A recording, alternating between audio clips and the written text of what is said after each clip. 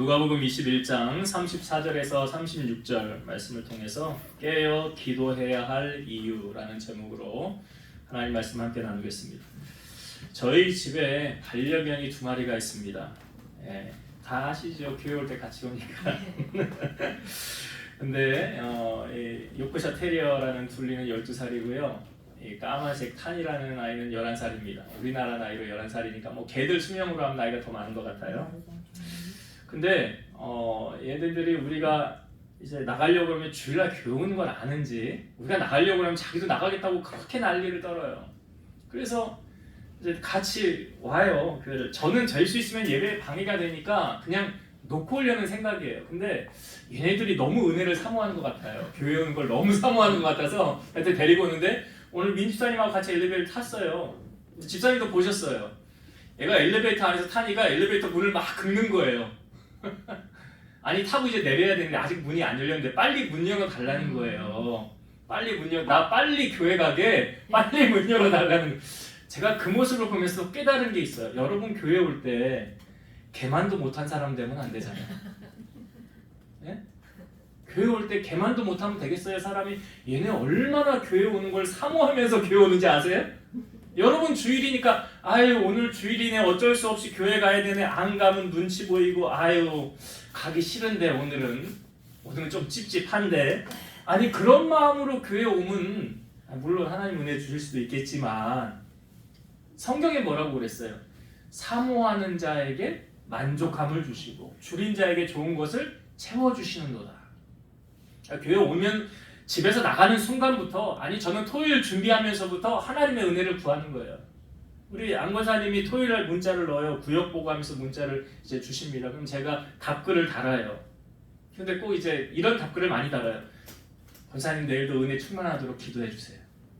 내일도 성령 충만하게 기도해 주세요.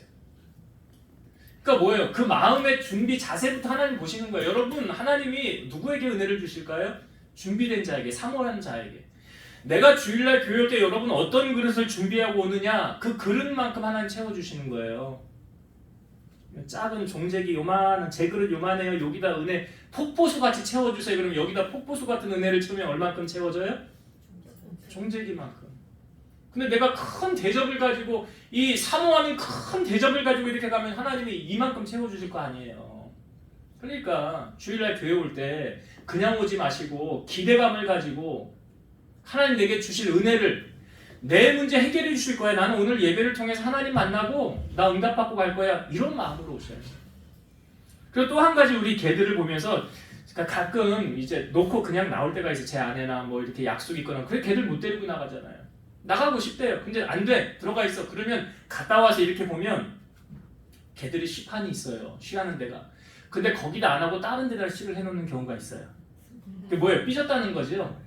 내가 기분 나쁘다는 거예요. 그렇게 자기 표를 내는 거예요. 갔다 와서 이렇게 보다가 여기 쉬해놨네 그러면은 개들이 그 소리를 알아듣고 숨어요. 다 알아들어요. 왜 숨을까요? 지가 잘못한 거 아니까. 지가 잘못한 거 아니까. 여러분 개들도 이런 양심이 있더라고요. 사람은요? 사람 양심 있어요 없어요? 양심이 있어요. 사람도 표시를 안 낼 뿐이지. 개들도 그걸 다 안다는 거예요. 제가 왜 서두에 이 개들로 시작해서 오늘 무슨 목사님 계획으로 시작을 했냐. 자, 오늘 하나님께서 오늘 우리에게 주시고자 하는 말씀이 참 귀한 말씀인데 오늘 우리가 읽은 본문의 말씀은 이제 예수님께서 십자가를 지시고 얼마 전에 하셨던 말씀이에요. 이 예수님의 공생애는 이 3년 공생애, 길지 않은 3년이라는 짧은 세월 동안 공생애를 하셨는데 예수님의 주된 사역은 가르치고 치유하고 전파하는 사역에 중점을 두고 행하셨어요. 그런데 예수님이 이 사역을 하시면서 꼭 빼놓지 않고 하신 것이 있었는데 그게 뭐냐면 기도라는 거예요. 밤 늦은 시간에 기도하셨더라. 새벽 미명에 기도하셨더라. 오병이어의 기적을 행하신 다음에도 사람들하고 다 떨어져서 제자들 보낸 다음에도 혼자 따로 기도하셨더라. 예수님 왜 기도를 강조하시면서 깨어 있으라고 하셨느냐? 오늘 본문의 말씀을 34절 한번 다시 볼게요. 여기 우리가 기도해야 하는 이유 2가지를 말씀하고 계시거든요. 34절 다시 볼게요. 너희는 스스로 조심하라. 그렇지 않으면 방탕함과 술 취함과 생활의 염려로 마음이 둔하여지고 뜻밖의 그날이 덫과 같이 너희에게 임하리라. 이 말씀 속에 우리가 왜 기도해야 하는지 두 가지 이유를 우리에게 알려주고 있어요. 그 첫 번째 이유는 뭐냐면 이 말씀 속에 이렇게 되어져 있죠. 스스로 조심하라. 그렇지 않으면, 조심하지 않으면 이 방탕함과 술 취함과 생활의 염려로 마음이 둔하여진다. 여러분, 마음이 둔하여진다라는 이 의미가 뭘 의미하는 걸까요? 자, 여기 앞부분에 방탕함, 술 취함, 생활의 염려, 자, 이렇게 하면 뭐 하기 쉽다는 거예요? 죄 짓기 쉽다는 거예요. 범죄하기 쉽다는 거예요. 그러니까 여기서 예수님께서 뭘 조심하라 라고 말씀하시는 거예요? 죄를 조심하라 라고 말씀하시는 거예요. 여기 앞부분에 방탕함, 술 취함, 생활의 염려로 마음이 둔하여지고 그러므로 말미암아 너희가 이것을 조심하라 라는 의미는 죄를 조심하라 라는 거예요. 자, 로마서 7장 21에서 25절의 말씀, 사도 바울이 한 아주 중요한 말씀이죠. 읽어볼게요. 그러므로 내가 한 법을 깨달았노니 곧 선을 행하기 원하는 나에게 악이 함께 있는 것이로다. 내 속사람으로는 하나님의 법을 즐거워하되 내 지체 속에서 한 다른 법이 내 마음의 법과 싸워 내 지체 속에 있는 죄의 법으로 나를 사로잡는 것을 보는도다. 오호라 나는 곤고한 사람이로다. 이 사망의 몸에서 누가 나를 건져내랴. 우리 주 예수 그리스도로 말미암아 하나님께 감사하리로다. 그런즉 내 자신이 마음으로는 하나님의 법을 육신으로는 죄의 법을 섬기노라. 사도 바울이 얼마나 위대한 사람인지 아시잖아요, 여러분. 그런데 그 사도 바울이 말합니다. 내 마음이 두 마음의 법이 싸운다는 거예요. 내 속에 두 법이 싸운다는 거예요. 나는 하나님의 법을 즐거워하지만 한 다른 법이 내 마음의 죄의 법과 싸워 나를 사로잡아온 것을 보는도다. 그러면서 사도 바울이 고민하는 게 뭐예요? 내가 마음으로는 하나님의 법을 따르는데 육신으로는 죄의 법을 섬기노라. 그러니까 이 두 마음이 싸운다는 것을 보여주고 있죠. 여러분, 이 말씀은 인간은 누구도 예외 없이 다 넘어질 수 있다는 걸 말해주는 거예요. 다 죄의 유혹에 넘어갈 수 있다라는 걸 말해주고 있는 거예요. 이게 전제 조건이에요. 나는 아니겠지. 기도 안 하면 누구도 장담할 수 없습니다. 최근에 참 안타까운 일이 있는데 우리 장로교회 큰 교단 가운데 한 교단이 통합 측인데 우리가 합동 측이고 통합 측이 두 기둥인데 이 통합 측 교단의 이 총회장이 보신 분들도 있을 거예요. 안 보신 분들도 있겠지만 유튜브나 영상이나 뭐 기사 내용에 보면 어떤 여성하고 연루되어 가지고 이게 문제가 됐어요. 그래서 이 총회장직을 내려놓게 되고 성명서를 내고 이 총회장직도 박탈이 되고 교회도 사임을 하게 되고.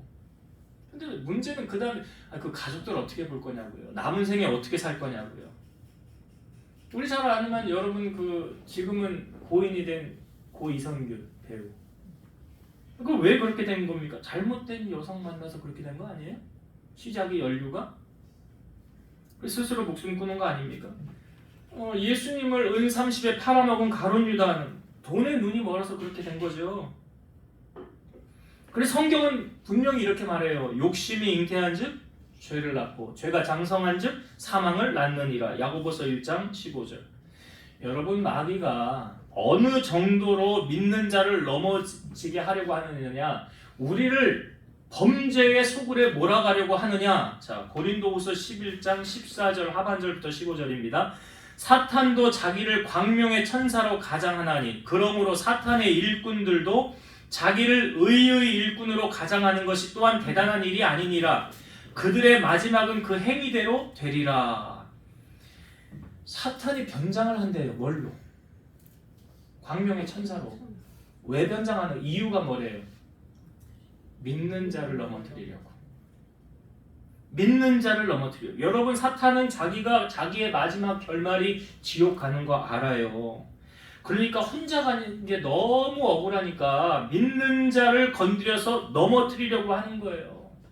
로마서 6장 23절 보면 죄의 싹은 뭐래요?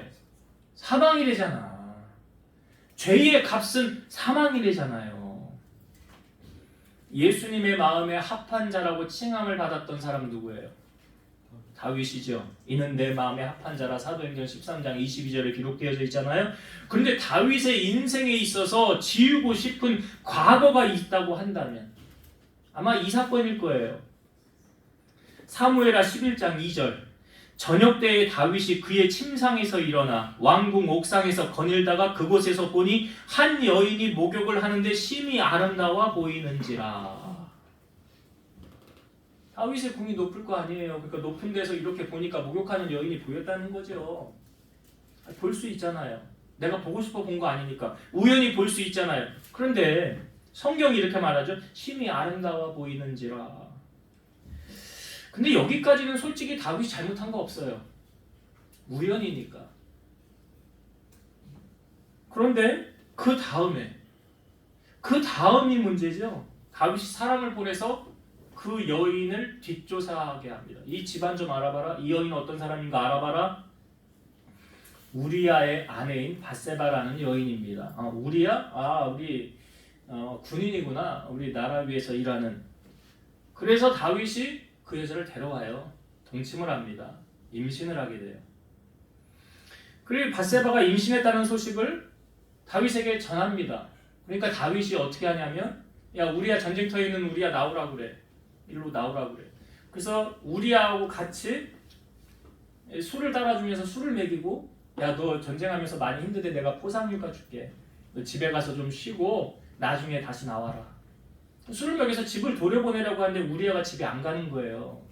아니 지금 전쟁 중이고 우리 군사들 내 동기들 다 전쟁터에 있는데 내가 어떻게 집에 가서 편히 쉴 수가 있습니까? 하면 안 간 거예요.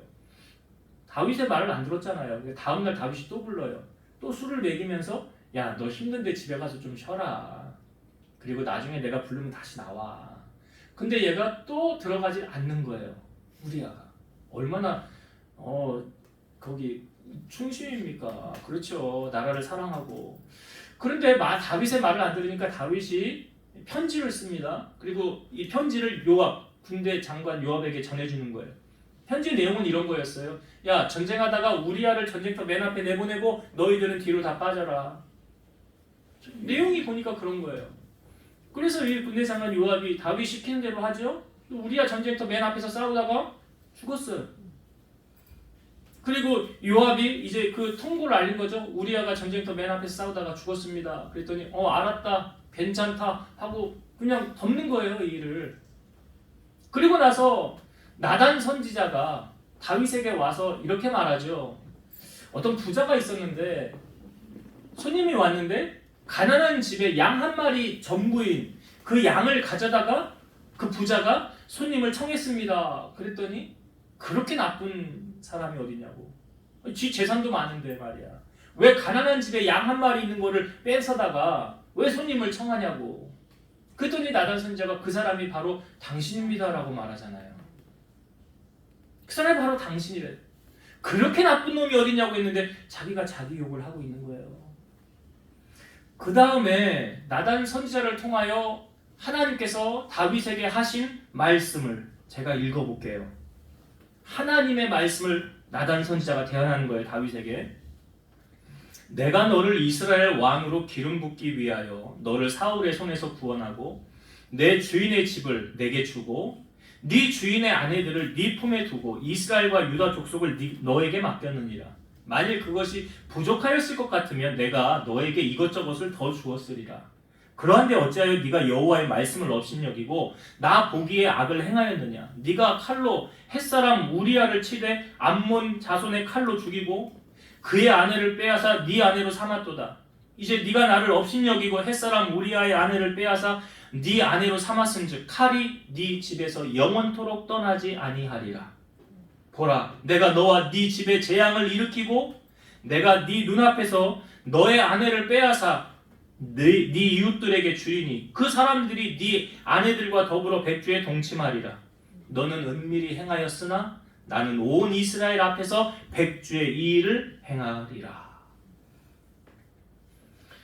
여러분, 하나님이 다윗 사랑합니까? 사랑하지 않습니까? 사랑하시죠? 내 마음에 합하다고 그랬잖아요. 그러면 다윗이 잘못한 거 이거 딱 한 번인데 이거 눈 감아주시면 안 되는 거예요?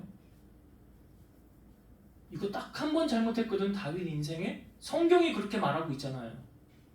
그거 한 번쯤 하나님이 눈 감아주셔도 되지. 다른 사람들은 잘못한 거 수도 없이 많은데 다윗 어떻게 요거 하나 잘못했다고 그거를 그냥 안 넘어가냐고요. 왜 하나님은 다윗을 그 잘못을 그냥 덮어줄 수 없을까요? 바로 하나님은 공의의 하나님이시기 때문에 그래요. 그래서 성경은 이렇게 기록되어 있죠. 선을 행한 자에게는 하나님이 상급을 주시고 악을 행한 자에게는 하나님이 심판하신다. 우리가 왜 깨어 있어야 하는지 여러분 알겠어요? 이 죄가 참 달콤하게 다가와요. 죄를 무서워해야 된다니까요. 여러분, 그 죄는요, 후폭풍이 너무 크게 다가와요. 지금 하나님께서 나단 선지자를 통하여 다윗에게 하셨던 말씀이 이제 다윗의 삶에 이루어집니다. 어떻게 이루어지느냐? 다윗의 이복 형제, 다윗의 아들 가운데 암논이 있고요. 이복 형제 가운데 압살롬의 누이인 다말이 있어요. 근데 이 암논이 다말을 너무 사랑해서 상사병이 난 거예요. 그 상사병이 났는데 이 암논 옆에 이 요나답이라는 친구가 있는데 심히 간교한 자예요. 결국요, 암논을 잘 보면 이 요나답 때문에 암논은 죽습니다. 내 주변에 간교한 사람 별로 좋은 사람 아니에요. 이 요나답이 어떻게 코치를 했냐면, 야, 너 아픈 채 하고 너 아버지 다윗 들어왔을 때 암논이, 그러니까 자기가 사랑하는 다말이 와서 나를 위해서 빵을 만들어 달라고 해라. 그러면 내 병이 나을 거라고. 그렇게 얘기를, 이 시나리오를 다 짜주는 거예요, 요나답이. 그러니까 암논이 시키는 대로 한 거예요. 병든 채하고 누워있다가 아버지 다윗 들어왔을 때, 아버지 난 몸이 많이 아픈데요, 이 다말이 와서 나를 위해서 빵을 좀 만들어주면 내가 그거 먹고 힘이 날 것 같습니다. 그러니까 다윗은 순수하게 받아들여서 이 다말을 보낸 거죠, 암논한테. 너 가서 네 오라버니 아프다니까 가서 빵을 좀 만들어줘라. 가서 빵을 만들어주려고 이제 왔는데 암논이 다말을 보고 덮친 거예요. 간간한 거예요, 간간한. 그래서 다말이 이렇게 하지 말고 우리가 정식으로 아버지에게 얘기를 해서 그냥 이렇게 가정을 이루어서 이렇게 한 가정을 이룹시다. 근데 말을 안 듣는 거죠. 말을 안 듣는 거야, 암논이. 그리고 나서 강간하고 난 다음에는 이전에 사랑했던 것보다 그 다음 미움이 더 컸더라 라고 성경이 말하죠. 너 이제 가 필요 없어 이거예요. 그러니까 암논이 집에 와서 이 소식을 자기 오라버니인 압살롬에게 이야기를 하는 거예요.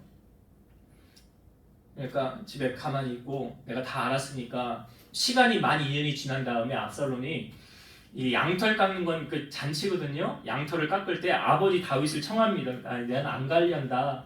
내가 뭐하러 가냐, 너에게 부담 주게 안 갈련다. 그러면 우리 형제들 우리 집으로 다 보내주세요. 그래 알았다 하고 형제들을 다 압살롬 집으로 보낼 때 압살롬이 자기 하인들에게 미리 다 이야기를 해놓죠. 야, 저기 암논이 술 취해서 기분 좋고 있을 때 내가 치라 하면은 가서 암논을 죽여라. 그래서 압살롬이 명령을 내려서 자기 집 하인이 가서 암논을 죽입니다. 그리고 형제들이 다 도망을 갔죠. 그러니까 이 소식을 다윗이 듣고 우리 아들들 다 죽은 거 아니야? 라고 말할 때 그 옆에서 이 요나답이 뭐라고 그러냐면 다 안 죽었습니다. 암논만 죽었습니다. 암논만 죽었을 겁니다. 그거 요나답이 죽인 거 아니에요? 그거 시키는 대로 다 했더니 결국 이런 결과가 맞이한 거 아니에요?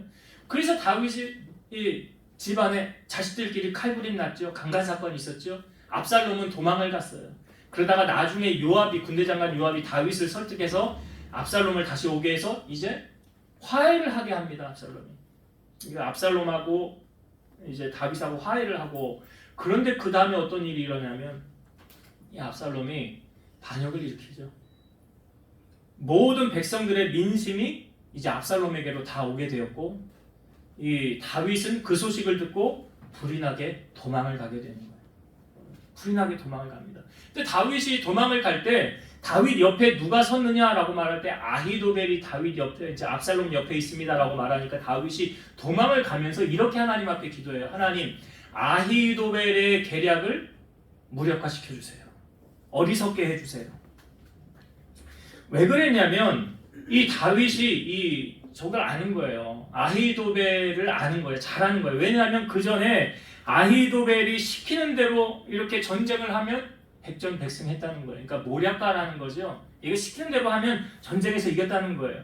성경도 이걸 증언하고 있어요. 사무엘하 16장 23절.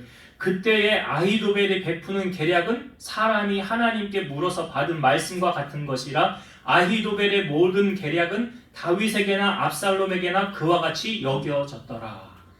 그러니까 아히도벨은 하나님께 정말 감동을 받아서 말씀을 받아서 말하는 것처럼 그렇게 됐다는 거예요. 이게 뭘 의미합니까? 아히도벨이 시키는 대로 하면 이겼다는 거예요. 그래서 이제 압살롬이 아히도벨이 자기 옆에 자기 편 섰잖아요. 아히도벨에게 물어요. 너는 나를 위해서 이제 내가 어떻게 하면 좋을지 내게 말하라, 가르쳐라. 그랬더니 이걸 먼저 명령합니다. 왕의 아버지가 두고 왕궁을 지키게 한 후궁들 10명을 두고 갔거든요. 이 10명과 더불어 동침하십시오. 그래. 여러분, 이 말씀은 나단 선지자가 했던 말 아니에요?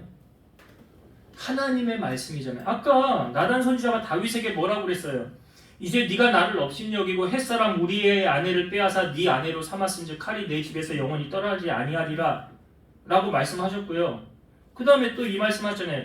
네가 내 눈앞에서 내 아내를 빼앗아 내 이웃들에게 주리니 그 사람들이 네 이웃들과 더불어 백주에 동침하리라. 너는 은밀히 행하였으나 나는 온 이스라엘의 이 일을 행하리라. 그러니까 압살롬이 후궁 10명하고 들어서 동침을 합니다. 이제 성경의 예언이 이루어진 거잖아요. 근데 이렇게 한 이유는 뭐냐면 백성들이 이제 그 백성들의 민심이 다 압살롬으로 향하게 만들기 위한 아히도벨의 계략이었다는 거죠. 그리고 나서 그 다음에 아히도벨이 압살롬에게 이렇게 말합니다. 내게 12,000명을 주어서 오늘 밤에 내가 일어나서 다윗을 추격하여 기습하면 백성이 다 도망할 것입니다.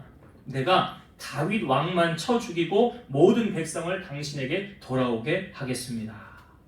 여러분, 만약에요 아히도벨이 하려는 이 계략대로 됐다고 한다면 다윗은 죽었을지도 몰라요. 그런데 압살롬이 전에 다윗 편에 섰던 후세라는 사람이 있어요. 다윗과 아주 친한. 이 후세를 다윗이 놓고 왔거든요. 이 사람도 전략가예요.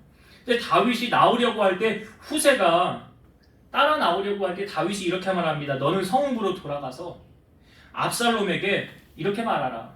왕이여, 내가 왕의 종이니이다. 전에는 왕의 아버지의 종이었더니 이제는 내가 왕의 종입니다 하면 네가 나를 위하여 아히도벨의 좋은 모략을 패하게 하리라. 그러니까 아히도벨의 그 계략을 이제 압살롬이 듣고 그럼 후세를 좀 불러와 봐라. 후세는 어떻게 말하나 한번 보자. 후세의 의견도 우리가 들어보자 라고 말합니다. 이제 후세가 압살롬이 하는 이 아히도벨의 계략을 딱 듣고 생각하기를 만약에 아히도벨이 하려는 대로 했다면 다윗은 죽었을 거예요. 그걸 알았어요. 그러니까 후세가 압살롬에게 이렇게 말합니다. 이번에는 아히도벨의 좋은 계략이 좋지 못합니다.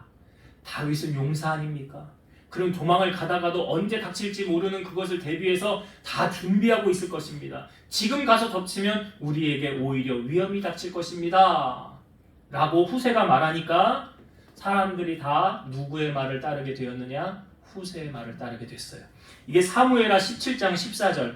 압살롬과 온 이스라엘 사람들이 이르되 아렉 사람 후세의 계략은 아히도벨의 계략보다 낫다 하니 이는 여호와께서 압살롬에게 화를 내리려 하사 아히도벨의 좋은 계략을 물리치라고 명령하셨음이더라. 사실 누구 계략이 좋았대요? 아히도벨. 근데 그 계략을 물리치셨어요. 하나님이 실행하지 못하게 하셨다는 거예요. 여러분 잘 들어보세요. 전쟁은 하나님이 편 들어주는 곳이 이긴다고 그랬죠. 자, 그럼 하나님이 다윗 편이에요? 압살롬 편이에요? 그걸 아셔야 돼요.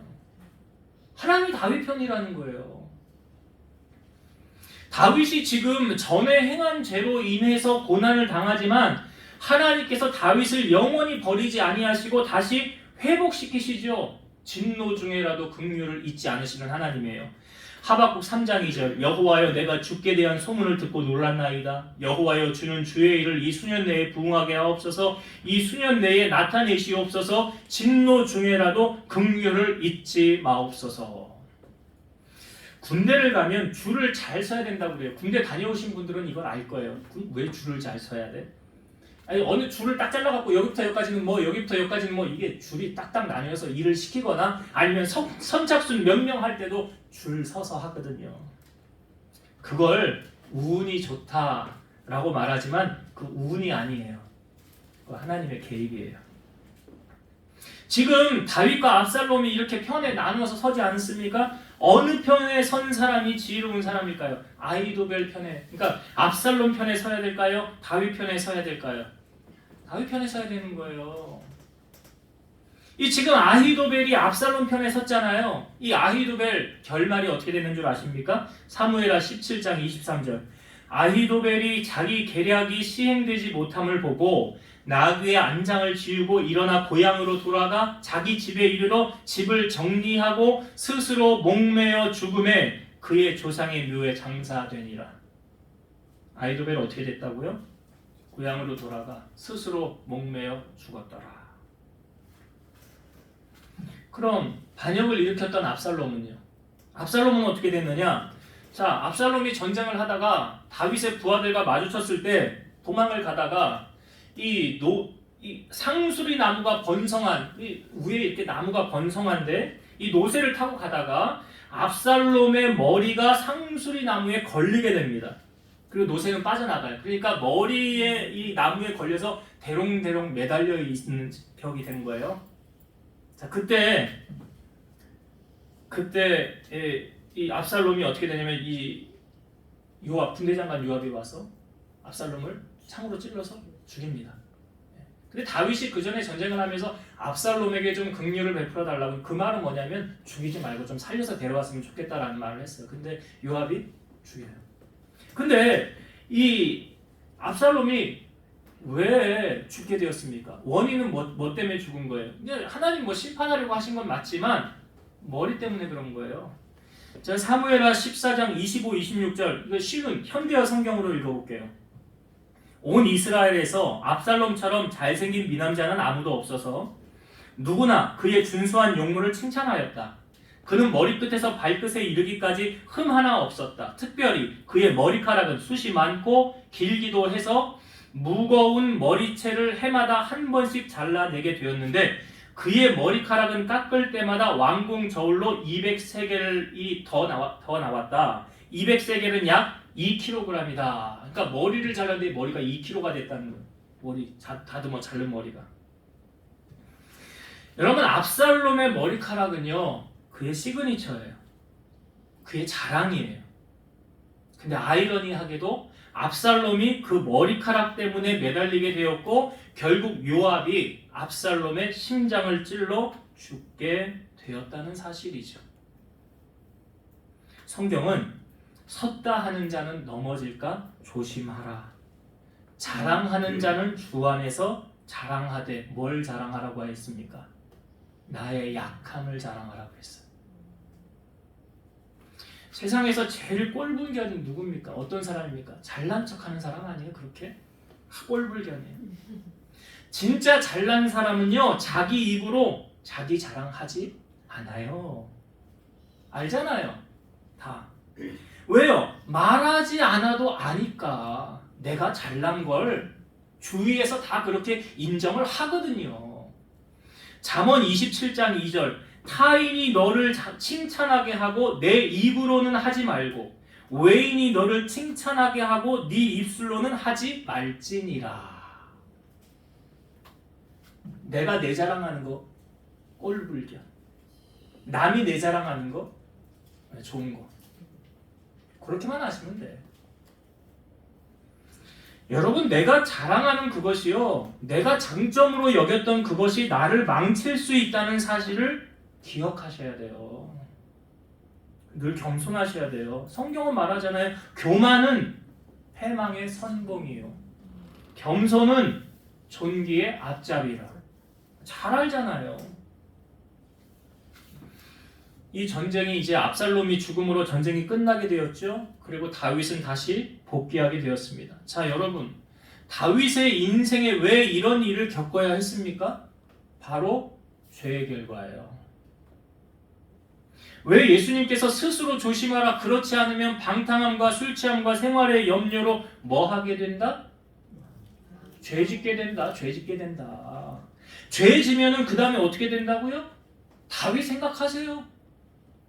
여러분, 하나님은 사람은 사랑하시지만 죄는 미워하십니다. 이 죄는 반드시 대가를 지불해야 돼요. 그래서 하나님이 원하시는 참된 경건은 뭐라고 그랬어요? 야고보서 1장에 나오죠. 하나님이 원하시는 참된 경건은 고아와 과부를 그 환난 중에 돌보고, 그 다음 나오는 말이 뭐예요? 또 자기를 지켜 세속에 물들지 아니하는 그것이니라.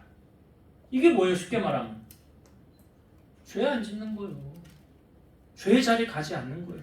아니, 시편 1편이 어떻게 시작한다고요? 복 있는 사람. 뭐 하지 말라고? 세 가지 하지 말라는 게 있잖아요. 죄인의 길에 서지 말고, 오만한 자리에 앉지 말고, 하나 또 뭐예요? 악인의 꾀를 기뻐하지 않고. 악을 기뻐하면 안 되죠. 오만한 자리 가지 말고, 죄인의 길에 서지 말고. 그게 시편 1편이에요. 그러니까 오늘 예수님께서 우리에게 중요한 말씀을 해주고 있는 게, 왜 기도해야 되느냐, 왜 깨어 있어야 되느냐. 죄에 대한 후폭풍이 너무나도 크다.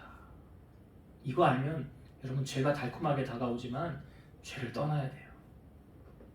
이게 한 가지예요. 오늘 우리가 기도해야, 왜 기도해야 되느냐? 깨어있기 위해서. 죄가 죄인지 알아야 분별을 할 거 아니에요. 두 번째, 왜 기도해야 되느냐? 자, 오늘 본문 33절, 34, 35절 다시 보겠습니다. 너희는 스스로 조심하라. 그렇지 않으면 방탕함과 술 취함과 생활의 염려로 마음이 둔하여지고 뜻밖의 그날이 덫과 같이 너희에게 임하리라. 이 날은 온 지구상에 거하는 모든 사람에게 임하리라. 여기 말하는 34절에 그날이 덫과 같이 너희에게 임하리라. 35절 이 날은 온 지구상에 거하는 모든 사람에게 임하리라. 이 날과 그날은 뭔 날을 얘기하는, 무슨 날이에요? 예? 주님이 오시는 날. 주님이 재림하시는 날. 그런데 주님이 다시 오신다고 했는데 사도행전 1장에 하늘로 승천해서 너희가 본 예수는 너희가 본 그대로 다시 올 것이다 라고 했는데, 주님이 오실 때 어떻게 오신다라고 성경이 말합니까? 생각하지 못한 때에. 그러니까 주님이 다시 오신 건 성경에 누구만 안 돼요? 예수님, 하나님 아버지만 아신대요. 아버지만 아신대요. 마태복음 24장 36절 그러나 그날과 그때는 아무도 모르나니 하늘의 천사들도 아들도 모르고 오직 아버지만 아시느니라. 오직 하나님만 아신다는데 힌트를 준 게 있어요. 예수님께서 오실 때 내가 올 때는 이 시대와 비슷할 거다라고 하면서 한 사람 이야기를 들어요. 누구죠? 노아.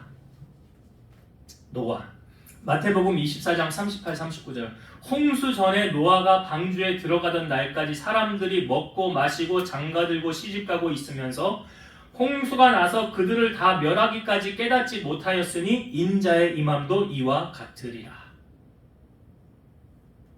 노아의 시대에, 여러분, 노아가 산 꼭대기에다가 방주를 만드는데 몇 년 걸렸죠?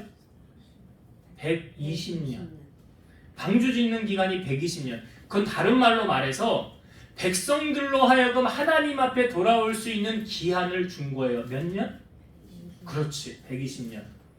너희들 120년 안에 돌아와라, 내게로 돌아와라 라고 120년의 시간을 준 거예요. 심판을 유보하는 시간을 주신 거예요. 근데 120년이 지나도 방주로 들어오지 않으면 40일 동안 비가 내릴 것이니라. 근데 여러분, 노아의 때와 같다는 말은 무슨 의미를 주고 있는 거예요?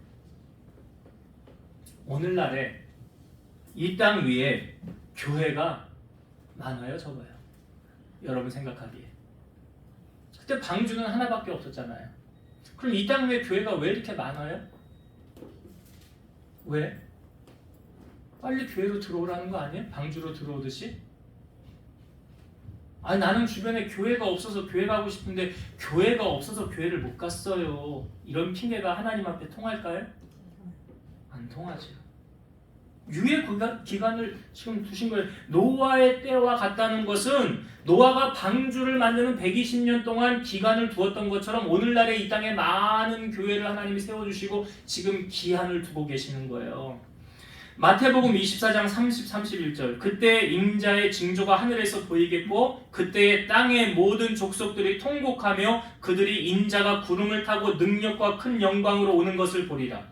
그가 큰 나팔 소리와 함께 천사들을 보내리니 그들이 그의 택하신 자들을 하늘 이 끝에서 저 끝까지 사방에서 모으리라. 주님이 오실 때 나팔 불고 구름 타고 천사들하고 올 때 나팔을 불 때 택한 자들을 다 부르신다는 거 아니에요. 요한계시록 마지막 장이 22장이죠. 12절 보라 내가 속히 오리니 내가 줄 상이 내게 있어 각 사람에게 그가 행한 대로 갚아주리라. 요한계시록 22장에 보면요 이 말씀이 반복해서 자꾸 나와요. 내가 속히 오리니. 예수님이 내가 속히 오리니. 요한계시록 22장이 21절까지 있거든요. 주 예수의 은혜가 모든 자들에게 있을지어다 하고 요한계시록이 끝나요. 그 바로 앞절인 20절 이것들을 증언하신 이가 이르시되 내가 진실로 속히 오리라 하시거늘 아멘 주 예수여 오시옵소서. 예수님 계속 말씀하시죠. 어떻게 오신대요? 속히 오신대요. 속히 오시는데 어떤 모양으로 오시느냐? 밤에 도둑이 오는 것처럼. 정말 예고 없이. 복음성가 있잖아요. 그날이 도적같이 이를 줄 너희는 모르느냐. 여러분 주님이 오시는 이 날은요 믿는 자들에게는 축제의 날이에요. 이제 고생 끝, 고난 끝, 나 이제 주님과 더불어 왕노릇하리라 할렐루야 축제의 날이에요. 그러나 믿지 않는 자들에게는 멸망의 날, 심판의 날이에요. 데살로니가전서 4장 16, 17절 주께서 호령과 천사장의 소리와 하나님의 나팔 소리로 친히 하늘로부터 강림하시리니 그리스도 안에서 죽은 자들이 먼저 일어나고 그 후에 우리 살아남은 자들도 그들과 함께 구름 속으로 끌어올려 공중에서 주를 영접하게 하시리니 그리하여 우리가 항상 주와 함께 있으리라. 여러분 동화 같은 이야기 아니에요? 주님이 오시 나팔 불면 어떻게 된대요? 죽은 자들이 일어나고요. 우리는 어떻게 된대요? 구름 속으로 끌어올려서 주님과 더불어 함께 있으리라 왕노릇하리라. 그러면 여러분 믿는 자들이 주님 다시 오실 날을 어떻게 대비하고 있어야 한다고 예수님 오늘 말씀하십니까? 자 36절 오늘 본문 36절 이러므로 너희는 장차 올 이 모든 일을 능히 피하고 인자 앞에 서도록 항상 기도하며 깨어 있으라 하시니라. 여기 예수님이 하신 말씀이거든요. 너희는 장차 올 이 모든 일을 능히 피하고 뭘 피하라는 거예요, 여러분? 죄를 피하는 거예요. 자, 나는 믿음이 좋아서 죄를 다스릴 수 있다. 맞아요, 틀려요? 난 믿음이 좋아. 난 절대 흔들리지 않아. 어떤 상황에도 넘어지지 않아. 죄의 자리 가도 나는 끄떡없거든. 맞아요, 틀려요? 틀립니다. 대표적인 사람. 자, 인류 최초의 살인자. 가인이죠. 가인이 자, 아벨과 함께 제사를 드렸는데 하나님이 아벨의 제사와 예물은 받으셨는데 가인 건 받지 않았어요. 그러니까 가인이 화가 났어요. 그러니까 하나님이 가인 마음을 보시고 이렇게 말씀하십니다. 죄가 너를 원하나 너는 죄를 다스려라 그래요. 지금 딱 보니까 가인이 범죄할 것 같거든요. 그러니까 하나님 미리 말씀하신 거예요. 죄가 너를 원하나 너는 죄를 다스려라. 이미 말씀해 주셨잖아요. 그 지금 가인이 저지르려는 죄는 뭡니까? 동생 아벨을 죽이려는 거예요. 저것만 없으면. 아니 그 자기 문제 하나님이 예배 안 받으면 하나님하고 풀어야지 왜 가인을 죽이려고 합니까? 잘못된 거죠. 이미 범죄하려는 마음이 그 안에 가득하니까 하나님 말씀하시는 거예요. 죄가 너를 원하나 너는 죄를 다스려라 라고 하나님 말씀하시잖아요. 알겠습니다 주님. 그러면 그 다음부터 어떻게 해야 돼요? 죄에 민감해서 죄의 자리를 가지 말아야 되잖아요. 그런데 가인이 아벨을 불러내요.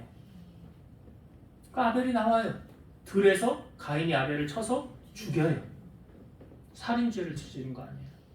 그러니까 나는 믿음이 좋아서 나는 절대로 죄 안 져요. 천만의 말씀. 여러분, 죄는요 다스릴 수 있는 거 아니에요. 피하는 거예요. 죄는 피하는 거예요. 요셉이 어떻게 했습니까? 창세기 39장에 보면 보디발의 아내가 동침하자고 하잖아요. 근데 어떻게 했어요, 요셉이? 함께 있지도 않았더라. 함께 있지도 않았더라. 이게 뭐인 거예요? 피한 거지. 왜 죄의 자리를 왜 만들고 왜 가냐고요? 아니에요. 지혜로운 사람은 아예 죄의 자리 안 가요. 그래서 우리가 이것을 알기 위해서 데살로니가전서 5장 6절 그러므로 우리는 다른 이들과 같이 자지 말고 오직 깨어 정신을 차릴지라. 오늘 예수님 말씀하시는 동일한 말씀. 이 모든 것을, 이 모든 일을 능히 피하고 인자 앞에 서도록 항상 뭐 하래요? 기도하며 깨어 있으라. 예수님이 말씀하셨어요. 두 사람이 밭을 가는데 한 사람은 데려가고 한 사람은 버려둠을 당한대요. 두 여인이 맷돌질을 하는데 한 여인은 데려가고 한 여인은 버려둔대요. 예수님이 너희 이렇게 말씀하셨어요. 너희도 준비하고 있으라. 생각하지 않은 때에 인자가 오리라. 우리가 예수님 맞을 준비 어떻게 하고 있냐고요. 슬기로운 다섯 처녀 기름 등불 늘 준비해 놨죠. 신랑이 미련한 다섯 처녀는요 기름 떨어져가지고 우리 좀 달라고 그러니까 그럼 둘 다 부족할 것 같으니까 너희들 기름 사와라. 기름 사러 갈 때 어떻게 했어요? 신랑이 왔잖아요. 못 갔잖아요. 이 비유가 뭐예요?